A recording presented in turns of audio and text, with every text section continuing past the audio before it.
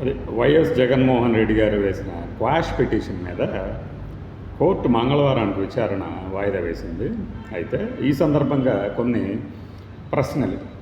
అసలు కారులో ఉంటే ప్రయాణిస్తే వాళ్ళ మీద కేసులు పెట్టేస్తారా, బస్సులో ఉంటే వాళ్ళ మీద కేసులు పెట్టేస్తారా ప్రయాణించినంత మాత్రాన అని ప్రశ్నలు అడుగుతూ మంగళవారం తిరిగి విచారణ చేపడతాం. కాబట్టి ఈలోపు మీ విపరీతమైన చర్యలకి పోవద్దు, అంటే ఏం లేదు అరెస్ట్ చేయటం ఇట్లాంటివి ఏం చేయొద్దు అని ఆదేశాలు జారీ చేసింది.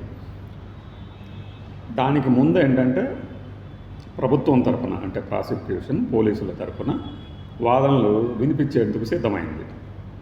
ఏమని? కాదు యువరాను, అసలు ఈ కేసులు కానీ ఇది కానీ ఎలా అని వివరించబోయేసరికి చాలు మంగళవారం చూద్దామని విచారణ వాయిదా వేసింది.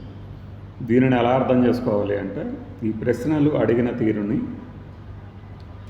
ఇలా అంటే మనం ముందు చెప్పాం కదా, కేసు తీర్పు ఎలా వస్తుందో చెప్పలేం, కానీ కొన్ని మౌలికమైన ప్రశ్నలు జడ్జి గారు ఖచ్చితంగా అడుగుతారు అని చెక్ లిస్టులో భాగంగా అన్నట్టుగా ఆ సమయంలో అతను అక్కడే ఉన్నాడా, అతనికి తెలిసే జరిగిందా, డ్రైవర్ చెప్పాడా లేదా, ఇలాంటివన్నీ అడిగిన తర్వాతే తదుపరి చర్యలకు సిద్ధమవుతారు. అంత మాత్రం చేత బెనిఫిట్ ఆఫ్ డౌట్ ఈయనకిస్తారా, లేదు కేసుల మీద ప్రొసీడ్ అవ్వమంటారా అనేది తీర్పు వస్తుందని కాదు, కానీ మినిమం ఒక ప్రొసీజర్, ఆ ప్రొసీజర్ ఫాలో అవుతారు.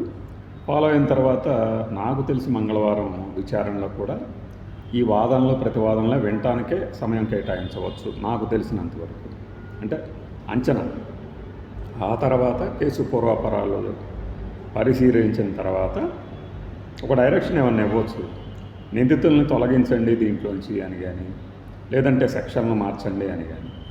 ఈలోపు ఎవరు ఏ వాదనలు చెప్పుకుంటే ఆ వాదనలు చెప్పుకోవచ్చు, ఆ పార్టీ కానీ ఈ పార్టీ కానీ.